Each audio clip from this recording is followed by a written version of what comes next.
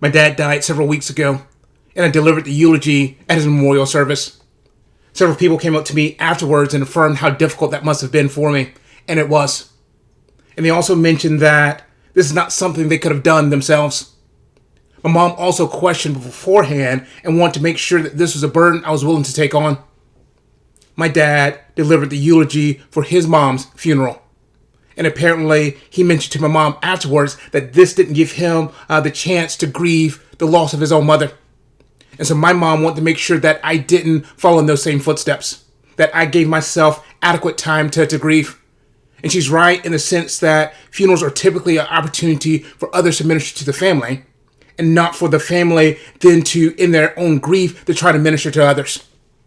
But yet I felt compelled, I felt obligated, I felt called to deliver the eulogy.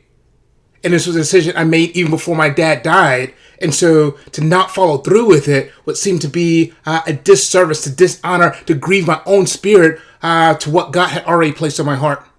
In these past few weeks, I've had a chance to reflect more on why I felt compelled to take this burden. And in many ways, it was still simple obedience to what God had called me to do. But what's also becoming clear is that God has specifically giving us the command to honor our father and mother. And this was my way to do just that. Dad was not always the easiest man to love or be in a relationship with, particularly over these last 10 or 15 years. He was a preacher, and he had a soapbox that he would fixate on. And while we differed in the application of his message, the core message, the core principles that he was trying to communicate, I actually agreed with and adopted in my own life. But in his fixation, he struggled then to enter into the world of others or to talk about anything else.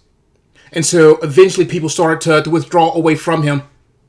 And I myself also had to grieve as I got married and had kids that my dad was not there for me in the way that I wanted him to be or needed him to be as a dad. While I knew he loved me, I did not fully experience this love in our interactions with each other. But even though I was not consciously aware of it at the time, as I saw my dad's death on the horizon, my spirit could not deny the command to honor my father and mother. And I didn't believe anyone else could honor my dad in a way that I could as his son. And I couldn't ask someone else to fulfill the duty that God had given me.